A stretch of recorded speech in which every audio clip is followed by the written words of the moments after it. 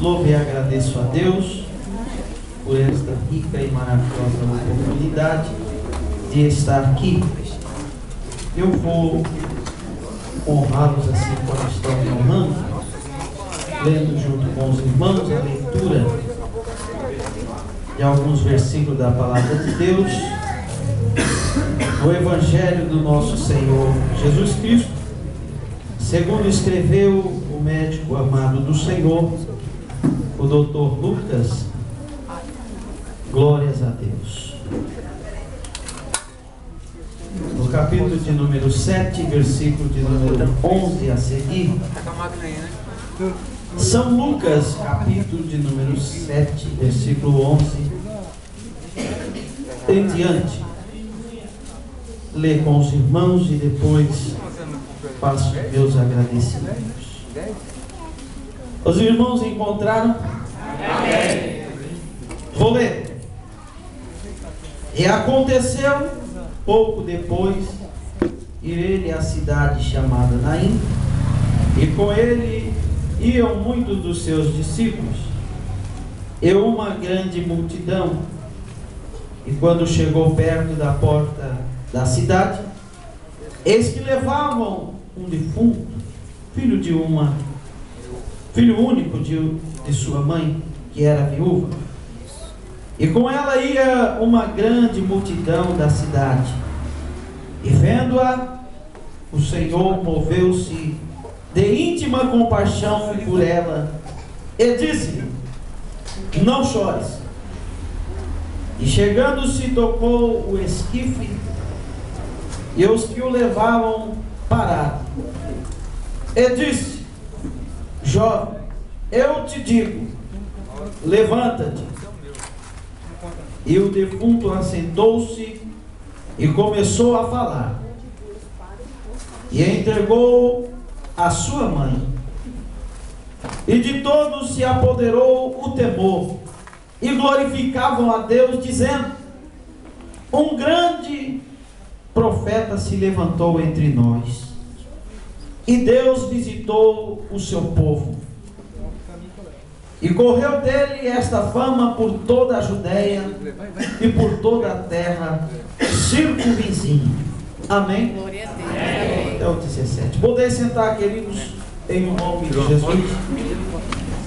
Amados irmãos, eu estou agradecido ao Senhor, o nosso Deus, porque me permitiu, me concedeu esta tão maravilhosa oportunidade de estar aqui hoje, na inauguração desse trabalho, desse templo, da casa do Senhor, nosso Deus. Quero agradecer ao pastor Ivani, missionário, nossa irmã Sueli e a sua família, e todo o corpo de obreiro aqui local, e toda essa amada igreja, que todas as vezes que eu tenho a oportunidade de estar com os irmãos, tem me recebido de uma maneira tão maravilhosa e especial, e este é o motivo que me faz voltar aqui e sempre ter vontade e prazer de sempre estar com os irmãos. Eu quero agradecer a Deus pela vida da minha esposa e do meu filho, do Jal e da irmã Marilene, que vieram comigo, pois a companhia dos irmãos são muito agradáveis. Eu, irmãos, quero pedir que o Senhor nosso Deus, com toda a sua bondade, misericórdia e graça, no tempo, nos dias, no momento que os irmãos passarem aqui, sejam anos de vitória, de milagre, de salvação, de prosperidade, da presença gloriosa do Senhor nosso Deus. Porque este lugar não é outro lugar mais, senão a casa do Senhor nosso Deus. Até outro dia era a casa do seu proprietário e de outras pessoas, mas a partir do momento que alguém propôs no seu coração em apresentar o Senhor aqui, cântico, adoração, louvor, oração, aqui torna-se a casa do Senhor nosso Deus. E aí eu já quero deixar o convite para os irmãos que estão aqui, para àqueles que ainda não congregam aqui, virem sempre adorar o nome do Senhor neste lugar, porque é muito agradável. Graças a Deus por isso. Confesso, se Carapicuíba fosse logo ali, mas é muito longe, eu ficaria por aqui mesmo com os irmãos. Mas o Senhor nosso Deus permitiu a vocês este privilégio, esta honra de poder estar aqui na casa do Senhor nosso Deus. Quando o pastor nos convidou, irmãos, nós não tínhamos ainda certeza, mas logo nessa semana foi possível nós confirmarmos e estarmos com os irmãos e trazer uma breve palavra da parte do Senhor nosso Deus.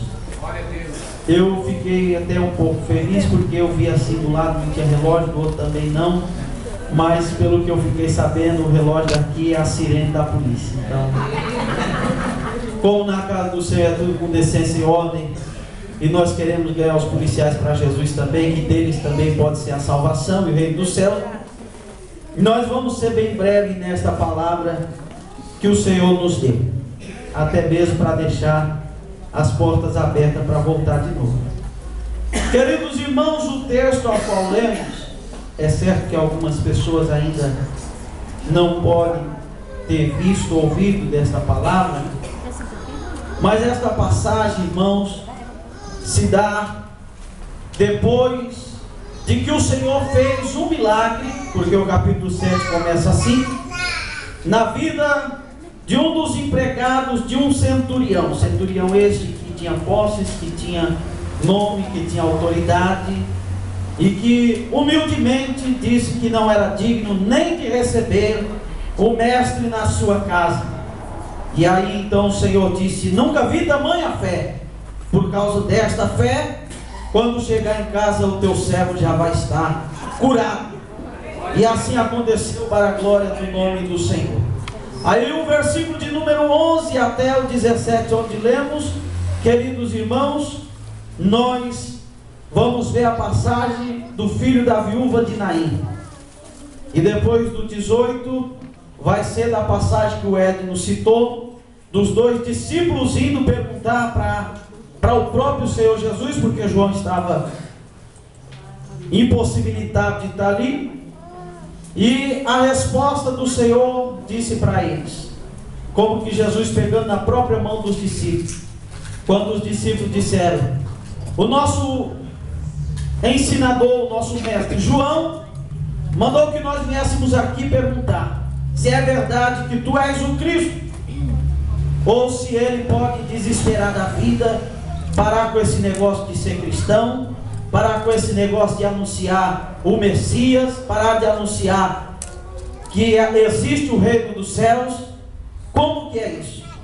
E o Senhor, pegando na mão dele, saindo pelo meio da cidade, disse: vem ver, aqui os cegos veem, aqui os surdos ouvem, aqui os paralíticos andam, aqui o reino dos céus é anunciado. E eles voltaram maravilhados e disseram: João continua porque é verdade, João continua porque é maravilhoso, João continua porque Jesus é verdadeiro, João continua porque na presença dele até a tristeza sopra de alegria, e ele é o Filho amado do Deus Altíssimo, que trouxe salvação para todo aquele que nele crê. Quando os discípulos voltaram para dizer para João, João se alegrou e disse para ele: continuamos, avancemos, vamos anunciar o reino do céu, até que chegue a oportunidade dos irmãos que estão reunidos aqui hoje também estar ouvindo que Jesus é poderoso, que Jesus é maravilhoso, e na presença dele nós sentimos a alegria do céu. Jesus, queridos irmãos, ele é verdadeiro e está no nosso meio. Chegou primeiro que eu e você, foi nos recebendo de braços abertos e disse: tudo o que vocês pedirem nessa noite, em nome do meu Pai, eu farei milagres, prodígios, maravilhas, para que saiba que eu sou o Filho do Deus Altíssimo. Aleluias. Isto é a narrativa do capítulo de número 7, do 18 para frente.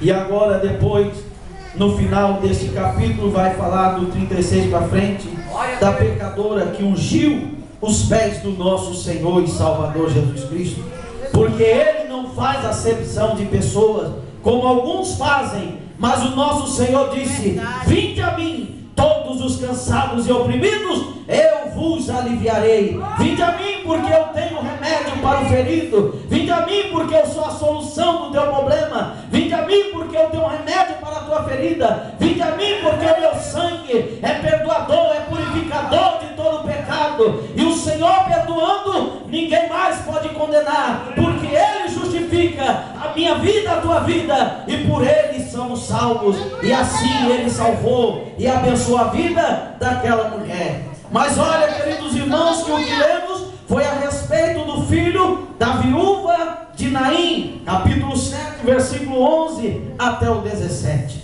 Glória a Deus. Queridos irmãos, aí há um contraste com a primeira passagem. Jesus atendendo um centurião rico, poderoso, dono de posses, de bênção, que eu já falei.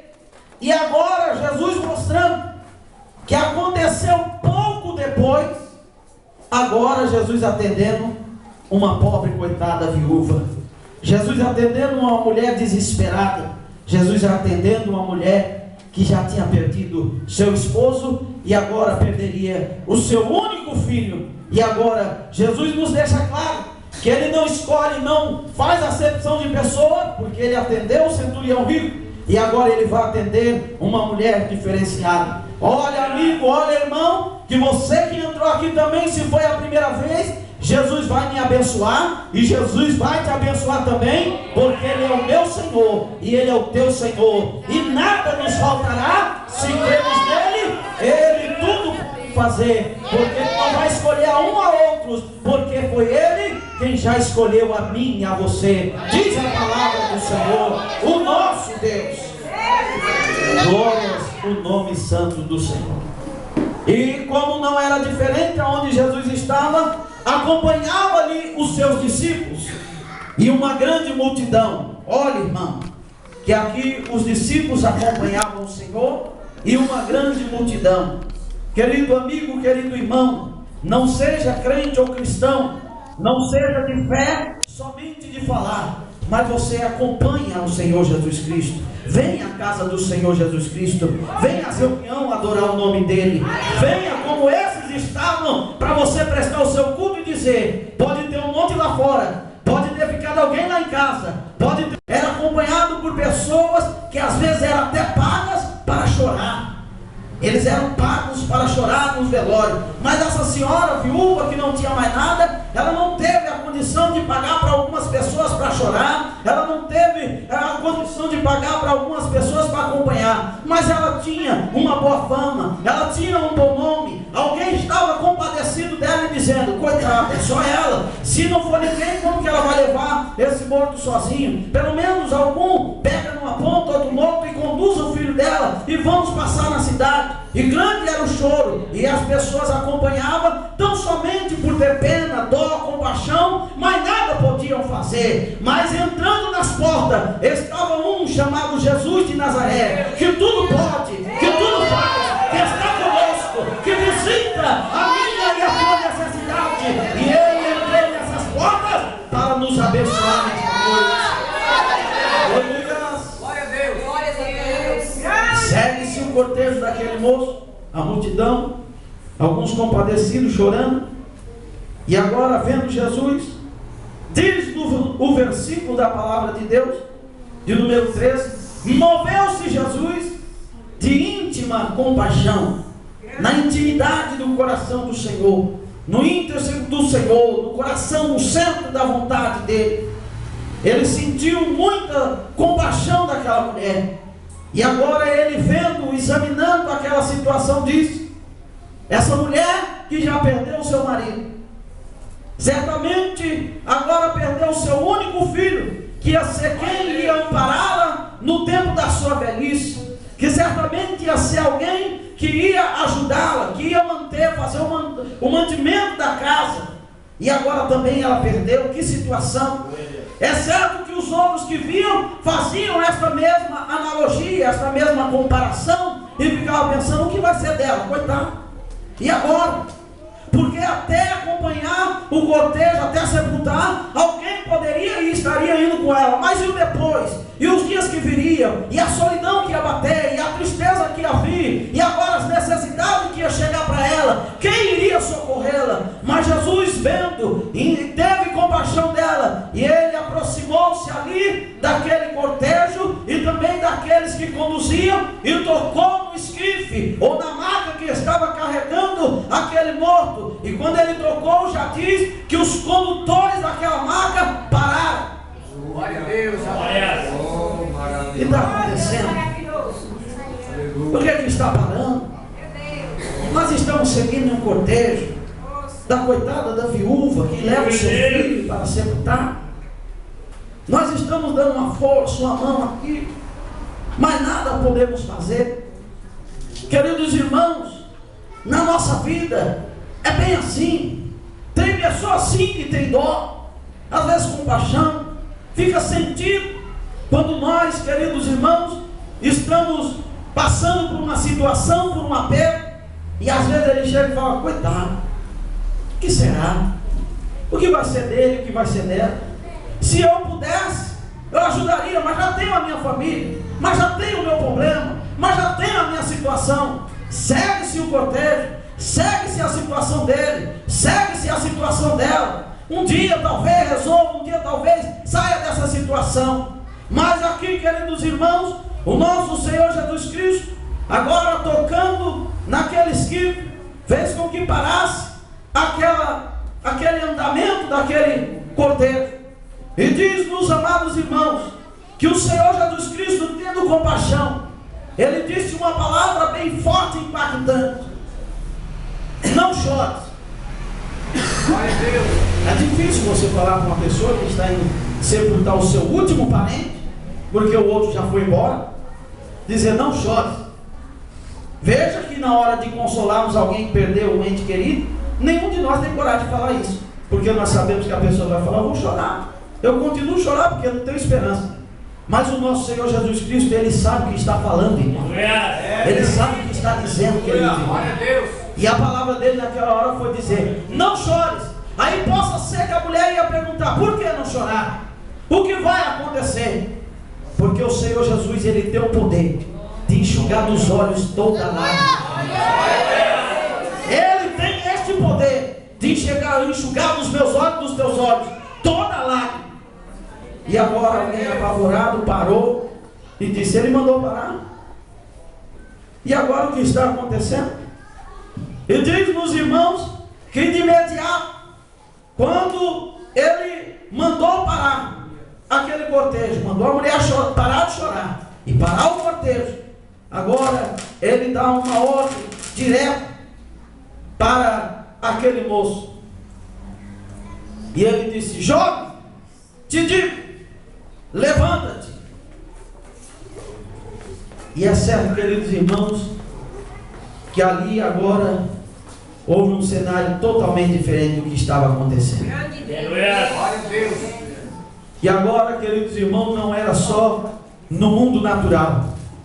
Agora envolvia da fatalidade da vida de alguém estar morto, de alguém estar sem vida.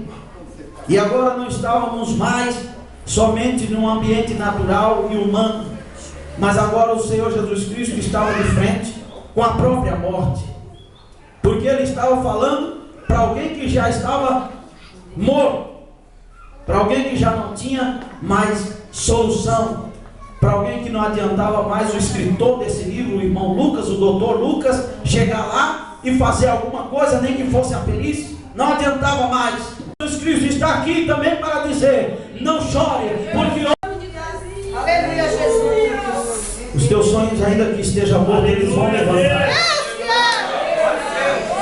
Mas é passado, é muito longe, pastor, é muito distante da minha condição.